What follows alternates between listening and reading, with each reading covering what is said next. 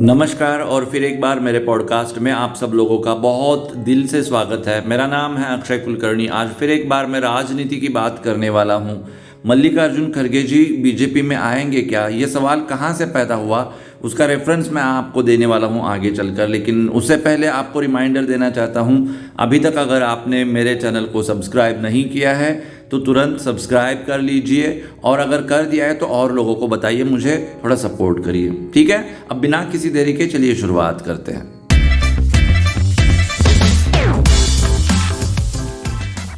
जब मैं इंट्रो में बात कर रहा था तो मैं अलग मूड में बात कर रहा था, अब मैं अलग मूड में बात करूंगा। मैं आराम से बात करना चाहता हूं आज। किसी भी प्रकार से मैं जल्दबाजी में बात नहीं करना चाहता। बहुत ही शॉर्ट में मेरा पॉइंट आपके सामने मैं रखूंगा, ज़्यादा समय मैं आपका नहीं लूँगा।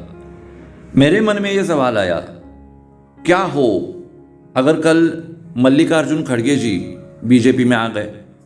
मैं कर्नाटका से हूँ एंड खड़गे जी कर्नाटका से है, और एक कांग्रेस के बहुत बड़े लीडर जिनका नाम है SM कृष्णा, वो कर्नाटका के CM थे।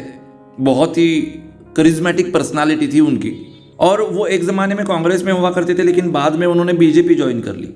SM कृष्णा जी सिर्फ एक CM नहीं थे, SM कृष्णा जी को राज्यपाल भी बनाया गया था। और इतना सब होने के बाद अगर SM Krishna ji BJP join कर सकते हैं तो मल्लिकार्जुन खड़गे जी क्यों नहीं कर सकते। आजकल हमारे देश में जो ट्रेंड चल रहा है, वो ट्रेंड देखने के बाद इस शंका को आप नकार नहीं सकते। लेकिन फिर भी किस कॉन्टेक्स्ट में मैं इस शंका को आपके सामने प्रकट कर रहा हूं, ये बताना बहुत जरूरी है। कांग्रेस के एक नेता जिनका नाम है गौरव वल्लभ, उन्होंने बीजेपी ज्वाइन कर ली। अब ये जो गौरव जी थे, कांग्रेस का पक्ष रखने के लिए मीडिया में आते थे। इनकी और संबित पात्रा जी की हमेशा तू मैं लोगों ने देखी है, एंजॉय करी है। एक बार गौरव वल्लभ जी ने पूछा था संबित पात्रा से कि 1 ट्रिलियन में कितने जीरो होते हैं, तो पात्रा जी नहीं बता पाए थे। ये अर्थशास्त्र के प्रोफेसर है वैसे गौरव जी। तो इतना लड़ाई झगड़ा करने वाला इंसान बीजेपी के साथ में बीजेपी का दामन थाम लेता है। उधर संजय निरुपम की चर्चा हो रही है। महाराष्ट्र में अशोक चव्हाण ऑलरेडी बीजेपी में आ चुके हैं। अशोक चव्हाण इंडियन पॉलिटिक्स में एक माइलस्टोन नाम है। जो आदर्श घोटाला हुआ था, उसकी वजह से इनको इस्तीफा देना पड़ा था, और जो UPA की गवर्नमेंट गिरी थी 2014 में, उसमें आदर्श का बहुत बड़ा योगदान है। आदर्श घोटाले का बहुत बड़ा योगदान है। तो इस टाइप के king maker Ashok Chavan BJP में आ गए। संजय निरुपम आना चाहते हैं, गौरव वल्लभ आ गए, कमलनाथ आने की कोशिश कर रहे थे, उनका कुछ इधर उधर हो गया। उधर आपके सिंधिया तो बीजेपी में आ ही चुके। कितने नाम गिन सकता हूं मैं। एक बार गुस्से में मैंने कहा था, कल को अगर राहुल गांधी जी आएंगे कि मुझे बीजेपी ज्वाइन करनी है, तो शायद बीजेपी वाले उनको भी ले लेंगे, तो हम झगड़ा किसके साथ करें, वोटर्स। तो ये सब जब चित्र में देख रहा हूं कि संजय निरुपम को भी बीजेपी में आने की इच्छा है और उसको ले लिया जाएगा, ले लिया जाएगा उसको। अभी तक का ट्रैक रिकॉर्ड अगर देखेंगे तो संजय निरुपम को पार्टी में लेने से इनकार करेंगे बीजेपी के लोग, ऐसा तो नहीं लगता। हालांकि बीजेपी के अंदर ही वो बात उठ रही है। बीजेपी के एक सपोर्टर है, तो उन्होंने एक वीडियो जारी किया था। उन्होंने कहा कि कांग्रेस ने अपना कचरा बाहर फेंक दिया, अब मैं बीजेपी को बताना चाहता हूं कि वो रास्ते पर या डंपिंग ग्राउंड में फेंक दो, उसको अपनी पार्टी में मत लेना, कंबोज ने कहा था। तो वहां पर विरोध है, लेकिन ये विरोध होते हुए भी संजय निरुपम को बीजेपी में लिया जाएगा। मेरी भविष्यवाणी है, नोट कर लीजिए आप। सारे आचार वैसे ही नजर आ रहे हैं। अगर ऐसा ही होता रहा तो कल को मल्लिकार्जुन खड़गे जी को भी लगेगा ना कि सब लोग छोड़ के जा रहे हैं, मैं क्यों रहूं। संजय निरुपम ने जो प्रेस मीट करी थी, वो प्रेस मीट मैंने पूरी की पूरी देखी, हिंदी और मराठी में। 40-45 मिनट की वो प्रेस मीट थी। उसमें वो बता रहे थे कि नेहरूवियन सेक्युलरिज्म किस तरह से आउटडेटेड हो चुका है, और इसलिए जो आज का सेक्युलरिज्म बीजेपी का है वो किस तरह से हम लोगों को इंपॉर्टेंट है। उन्होंने ये शब्द नहीं यूज किया था कि बीजेपी का सेक्युलरिज्म, मैं कह रहा हूं। इसका मतलब क्या हो गया कि उनके दिल में वो सच में भावना है, वो सच में ये सब करना चाहते हैं, नहीं करना चाहते मैटर नहीं करता। वो ट्रेंड के साथ जाना चाहते हैं, वो अपना बिजनेस ग्रो करना चाहते हैं। वो आउटडेटेड नहीं होना चाहते और इसलिए वो खुद को बदल रहे हैं। फॉर एग्जाम्पल, अगर कोई नास्तिक भगवान की फोटो बेच रहा है तो इसका मतलब ये नहीं है कि वो भगवान में आस्था रखता है, उसको भी बस अपने बिजनेस से लेना देना है। तो इसको हम नहीं कह सकते कि कितना अच्छा इंसान है, भगवान को मानता है। बहुत सारे मोमेडियन लोग भगवान की तस्वीरें बेचते हैं। इसका मतलब ये नहीं कि वो भूत परस्ती करते हैं, इसका मतलब ये नहीं कि उनको आस्था है उन सारी तस्वीरों में। It is the part and parcel of their work कि उनको वो सब क्लीन करके रखना पड़ता है, नीट रखना पड़ता है सब कुछ। तो ये इसी तरह से हो गया। इनके अंदर हिंदुत्व नहीं है, लेकिन इनको पता चल चुका है कि हिंदुत्व को पकड़ना ये टाइम की मांग है, और अगर इसको हम पकड़ेंगे नहीं तो जैसे कांग्रेस आउटडेटेड हो चुकी है वैसे ही हम भी आउटडेटेड हो जाएंगे, और इसलिए हम हिंदुत्व पकड़ रहे हैं। ये कांग्रेसी नेता सोच रहे हैं इस तरह से। तो कल को अगर मल्लिकार्जुन खड़गे जी को ऐसा लगेगा, this is just a speculation, मेरे मन में यह सवाल आया था, मैं आपके सामने रख रहा हूं। अगर ऐसा उनको लगता है, अगर वो बीजेपी में आ जाते हैं, हो सकता है आपको लगे कि मैं एग्जैजुरेट कर रहा हूं, लेकिन इसमें क्या एग्जैजुरेशन है? एसएम कृष्णा ने कांग्रेस छोड़कर बीजेपी ज्वाइन कर लिया था, कितनी बड़ी बात थी।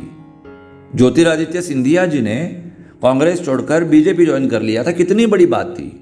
पायलट की भी बात हो रही थी, सचिन पायलट की, वो कांग्रेस छोड़ेंगे बीजेपी में आएंगे। आ सकते हैं, कोई भी आ सकता है। देखिए, वहां पर उनको रोकने लायक स्थिति नहीं है, बीजेपी में उनको टोकने लायक स्थिति नहीं है। जो भी आएगा उसको हम लेंगे। यहां पर अब सबसे इंपॉर्टेंट सवाल मैं आपके सामने रखता हूं, जो मेरा सबसे बड़ा कंफ्यूजन है, वो कंफ्यूजन मैं आपके सामने रखना चाहता हूं। जब राजनीति में आपको सत्ता प्रस्थापित करनी होती है तो आप दो तरह से कर सकते हैं। पहला मार्ग होता है डेमोक्रेटिकली चुन के आइए, लोगों से सपोर्ट ले लीजिए और अपनी सरकार फॉर्म करिए। दूसरा होता है कि दूसरे जो पक्ष है, दूसरी जो पार्टियां है, उनको तोड़िए, फोड़िए उनको, और उस दल के जो विधायक है उनको अपने साथ ले लीजिए, and then you can form the government. सवाल यह है कि 2014 में जब बीजेपी सत्ता में आई थी, एनडीए सत्ता में आई थी, तो क्या वो तोड़फोड़ करके सत्ता में आई थी या लोगों का मत लेकर सत्ता में आई थी? यह सबसे बड़ा सवाल है। इसकी पुनरावृत्ति जब 2019 में हो गई तो क्या हुआ? तो हमने कांग्रेस को तोड़ा, आरजेडी को तोड़ा, बाकी तृणमूल कांग्रेस को तोड़ा, राष्ट्रवादी कांग्रेस को तोड़ा, सारे कांग्रेस को तोड़ दिया, अब अपनी पार्टी में लोगों को ले लिया और हम जीत के आए। ऐसा हो गया था क्या? लोगों का मैंडेट था या फिर पार्टियों को फोड़ना था? क्या था वहां पर? तो मुझे यह समझ में नहीं आ रहा है, अगर लोग आपको सपोर्ट कर रहे हैं तो आप बाकी पार्टियों का कचरा अपने पार्टियों में क्यों डाल रहे हो? इस सवाल को बीजेपी से कौन करेगा? मैं आपको एक चीज बताना चाहता हूं, पिछले कुछ दिनों से मेरे को साक्षात्कार हो चुका है, रियलाइजेशन हो चुका है कि मोदी जी सच में संत इंसान है। मोदी जी के पैर धोकर पानी पी सकता हूं मैं, और ये फिर एक बार एग्जैजुरेशन नहीं है, दिल की बात बता रहा हूं मैं। संत इंसान है वो, उन्होंने जो त्याग किया है उस त्याग को तो देखिए ना आप। लेकिन जो लोग मोदी जी को गाइड कर रहे हैं, चाहे वो आरएसएस के लोग हो या फिर बीजेपी के कोई और लोग हो, मुझे वो पता नहीं है कौन लोग है, वहां पर फॉल्ट है, वहां पर दिक्कत है। मैं मोदी जी को क्रिटिसाइज नहीं कर सकता, लेकिन बीजेपी को क्रिटिसाइज कर सकता हूं। मैं मोदी जी को क्रिटिसाइज नहीं कर सकता, लेकिन आरएसएस को क्रिटिसाइज कर सकता हूं। अगर ये सारी की सारी चीजें, इन सारी चीजों का execution, implementation BJP and RSS कर रही है, मोदी जी को मैनेज कर रहे हैं अगर वो, तो क्यों ना मैं उनको क्रिटिसाइज करूं? इस सवाल का जवाब आप लोगों को ढूंढना पड़ेगा। बीजेपी ने नारा दिया था कांग्रेस मुक्त भारत करेंगे, लेकिन बीजेपी खुद कांग्रेस बन गई। कुछ लोग कहते हैं कि बीजेपी कांग्रेस युक्त बन चुकी। कांग्रेस युक्त नहीं, बीजेपी एक कांग्रेस ही बन चुकी है। आजकल आप बीजेपी की भाषा देखिए, आजकल आप बीजेपी में कांग्रेस के लोग देखिए, आजकल बीजेपी का कल्चर देखिए, सारा का सारा बदलता जा रहा है। आपने कांग्रेस को खत्म कर दिया, लेकिन कांग्रेस को खत्म करते करते आप खुद कांग्रेस बन गए। बहुत पुरानी भविष्यवाणी है मेरी ये मैं आज नहीं बता रहा, जब इसकी शुरुआत भी नहीं हुई थी तब से मैं ये आपको बता रहा हूं। कि बीजेपी को कांग्रेस होने से बचाना पड़ेगा। हमको बीजेपी नहीं चाहिए, हमको जनसंघ चाहिए, हमको मधोक जी चाहिए। मधोक जी पर एपिसोड किया था मैंने, देखा है आपने? नाम सुना है आपने? बलराज मधोक नाम सुना है? आपको कुछ पता नहीं है। जो ट्रेंड में आता है, जो सोशल मीडिया में आता है, बस उसको चबा लो, मुंडी हिला लो, आगे बढ़ लो। ऐसा करेंगे तो आपका भी नुकसान होगा, देश का भी नुकसान होगा, बीजेपी का भी नुकसान होगा, आरएसएस का भी नुकसान होगा, सनातन हिंदुत्व सबका नुकसान होगा। और अगर आप चाहते हैं कि ऐसा नहीं होना चाहिए, stand individual and think about it. कोई अक्षय कुलकर्णी बता रहा है इसलिए मुंडी हिलाना विल नॉट वर्क। आप खुद से सोचिए। एक जमाने में मैं बीजेपी को क्रिटिसाइज करता था क्या? काम करता था मैं तो बीजेपी के लिए। मैंने ओपनली मेरे पॉडकास्ट में बीजेपी को सपोर्ट किया है, लोगों की गालियां खाई है मैंने। तो आज ऐसा क्या हो गया कि मैं बीजेपी को क्रिटिसाइज करने लगा हूं? Today I am not able to find any reason to vote BJP. This is very bitter and unfortunate but it's a truth. क्या करूं मैं? आप कांग्रेस को पार्टी में ले रहे हो। जब कोई बंदा पार्टी चेंज करता है तो उसका मतलब क्या होता है? मान लो आज मैं ए नाम के कंपनी में काम कर रहा हूं, वहां का सीईओ हूं मैंने कंपनी में रिजाइन डाल दिया, मैंने बी ज्वाइन कर लिया।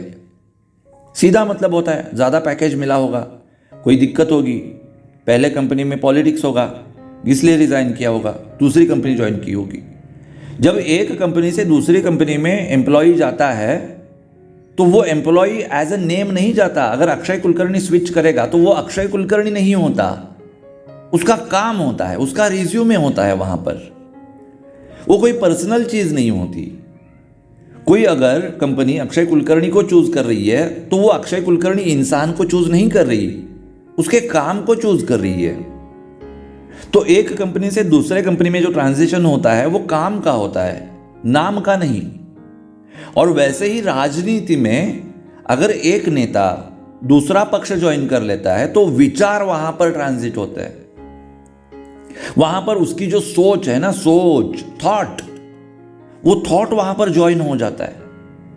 कल को अगर संजय निरुपम बीजेपी में आते हैं तो वो संजय निरुपम इंसान नहीं है, संजय निरुपम एक थॉट है। जिबेला हाड न असणारा माणूस मराठी में कहते हैं, जिबेला हाड न असणारा माणूस। मोदी जी को कहा था इसने, अफजल खान क्या कहा था, औरंगजेब। उस इंसान को हम बीजेपी में लेंगे तो वो इंसान नहीं है, वो एक विचारधारा है। संजय निरुपम को आपने, संजय निरुपम मतलब उस विचारधारा को आप बीजेपी में ले लेंगे। अजीत पवार को आपने ले लिया, अशोक चव्हाण को आपने ले लिया, कितने नाम गिनवा सकते हैं हम लोग। अब यहां पर गौर करने वाली बात यह है कि जो लोग बाकी पार्टियां छोड़कर बीजेपी में आ रहे हैं तो मुझे दिक्कत हो रही है, मैं आपके सामने वो दिक्कत प्रेजेंट कर रहा हूं। लेकिन जब शिवसेना फूटी थी, एकनाथ शिंदे बीजेपी के साथ आए थे, तो क्या मैंने बीजेपी को क्रिटिसाइज किया था? तो क्या मैंने एकनाथ शिंदे जी को क्रिटिसाइज किया था? यह आपको समझना पड़ेगा ना। यही तो मैं आपको समझाने की कोशिश कर रहा हूं कि जब भी कोई नेता अगर पक्ष बदलता है, अपना साथीदार बदलता है, तो वो विचारों के लेवल पर होता है। कोई अगर नया इंसान जिसको एकनाथ शिंदे के बारे में कुछ नहीं पता, एकनाथ शिंदे का बॉडी लैंग्वेज, एकनाथ शिंदे का काम करने का तरीका, एकनाथ शिंदे जी का जो प्रेजेंस है वो देखकर ऐसा ही लगेगा कि ये बीजेपी का है, ऐसा नहीं लगता कि वो शिवसेना का है। और वैसे भी पुरानी शिवसेना बीजेपी, इसमें बहुत कॉमन चीजें थी हिंदुत्व वाली। आगे जाकर शिवसेना सबसे पहले कांग्रेस होने लगी। अगर शिवसेना कांग्रेस हो रही है तो वहां पर एकनाथ शिंदे नहीं टिक पाए। वैसे ही अगर बीजेपी कांग्रेस हो जाएगी तो ओरिजिनल बीजेपी वहां पर नहीं टिक पाएगी। ये आज की बात नहीं है, 10-20 साल बाद की बात मैं आपको बता रहा हूं। फिर बीजेपी का वही होगा जो आज कांग्रेस का हुआ है या फिर शिवसेना का हुआ है। अगर आप ये जो बाकी पार्टियों का कचरा है इसको पार्टी में नहीं लेते तो आपको जनता का समर्थन मिलता। और वैसे भी आपने डेवलपमेंट किया है ना, आपने 370 के ऊपर काम कर लिया, आपने डीमोनेटाइजेशन कर लिया, आपने राम मंदिर बनवा लिया, कितने बड़े बड़े काम कर लिए आपने। आपको तो लोगों का प्रतिसाद मिल ही रहा है और मैं देख रहा हूं, मिल रहा है। लोगों को सच्चाई पता नहीं है लेकिन लोगों का प्रतिसाद तो मिल रहा है, पीक पर है आज की डेट में वो। और ऐसा होते हुए इस कचरे को लेने की क्या जरूरत है? जब आपकी पार्टी, आपके पार्टी के नेता जब कष्ट में थे, तो क्या इन लोगों ने आपको सपोर्ट किया था, या फिर आपके बीच में अंडरस्टैंडिंग है कि ठीक है अगर तुम बुरे समय से गुजर रहे हो तो हम आपको सपोर्ट करेंगे? क्या चल क्या रहा है? और इसलिए मुझे लगता है कि बीजेपी को इसके बारे में सीरियसली सोचना होगा। मैं भगवान से प्रार्थना करना चाहता हूं कि वो मोदी जी को ताकत दे। आज की डेट में आप सब लोगों को यही प्रे करना चाहिए कि भगवान मोदी जी को ताकत दे आरएसएस एंड बीजेपी की ये जो शक्तियां हैं ना, इन शक्तियों से लड़ने की, ताकि वो 2014 वाली बीजेपी, वो 2014 वाला आरएसएस, वो 2014 वाले मोदी जी फिर एक बार मुझे मिल जाए। हो सकता है आज की डेट में आप लोग मेरे से सहमत ना हो, लेकिन अगर आप आराम से शांति से सोचेंगे ना तो आपको भी खटकेगा। आप नहीं चाहेंगे कि कल को जितेंद्र आवाड़ आपके पार्टी में आए। हो सकता है, आ सकता है। वो आ गया ना, वो और एक राष्ट्रवादी का क्या नाम था, वो ब्राह्मणों को गाली देता था, हिंदुत्व का मजाक उड़ाता था, वो क्या नाम है उसका, मिटकरी। किसने सोचा था कि मिटकरी बीजेपी में आ जाएगा? बीजेपी के साथ आ चुका है मिटकरी। मिटकरी को महाराष्ट्र का रिप्रेजेंटेटिव बनाकर उत्तर प्रदेश भेज दिया गया था शिवाजी महाराज जी के बारे में बात करने के लिए। कोई और नहीं मिला बीजेपी को। अगर मिटकरी आ रहा है तो अवार्ड भी आ सकता है। तो क्या, मैं आपसे सवाल पूछता हूं, अपने दिल पर हाथ रख के कहिए, बताइए मुझे कि क्या आप जितेंद्र आवाड़ से प्यार कर सकते हैं? बीजेपी सपोर्टर्स, क्या आप मिटकरी से प्यार कर सकते हैं? बीजेपी सपोर्टर्स, जैसे आप देवेंद्र फडणवीस से प्यार करते हैं, जैसे आप योगी आदित्यनाथ जी से प्यार करते हैं, जैसे आप शिवराज सिंह चौहान जी से प्यार करते हैं, वैसा ही प्यार आप अजित पवार से कर सकते हैं क्या? अशोक चौहान से कर सकते हैं क्या? ये नाम आपको सोचने पड़ेंगे। आपके अंतरात्मा से जो आवाज है कि मुझे कैलकुलेशन नहीं चाहिए। अगर कैलकुलेशन की बात है तो मैंने आपको बता दिया कि लोगों का समर्थन है, तो कैलकुलेशन कहां से आ गया? अगर लोग समर्थन ही नहीं देते, बीजेपी अगर गवर्नमेंट फॉर्म ही नहीं कर पाती, जैसे जम्मू कश्मीर में पॉसिबल नहीं था, पीडीपी के साथ गए, हमने क्रिटिसाइज नहीं किया, मांग थी ना समय की, तो बात अलग ही थी। लेकिन यहां पर जनता का समर्थन आपको मिल रहा है, और अगर आप कांग्रेस का समर्थन ले रहे हो, कांग्रेस के पक्ष के नेता आप ले रहे हो, तो ये जनता का मजाक है, उनके भावनाओं का मजाक है। और हो सकता है बीजेपी सपोर्टर्स मुझे गाली दे, लेकिन जब आप शांति से सोचेंगे तो आपको मेरी बातों में पॉइंट नजर आएगा। डंके की चोट पर कह रहा हूं मैं, ठीक है? मेरे को जो लगता था मैंने आपको बता दिया। अंत में फिर एक बार मैं भगवान से प्रार्थना करना चाहता हूं कि भगवान मोदी जी को बहुत सारी शक्ति दे कि मोदी जी इन ताकतों से लड़ पाए और फिर एक बार प्योर बीजेपी देश के लिए वो समर्पित कर पाए। अगली पॉडकास्ट में फिर आऊँगा मैं आपसे मुलाकात करने के लिए। तब तक आप सब लोग ख्याल रखिए खुद का, उनका भी ख्याल रखिए जिनसे आप मोहब्बत करते हैं। Love you all, Vande Mataram and जय हिंद।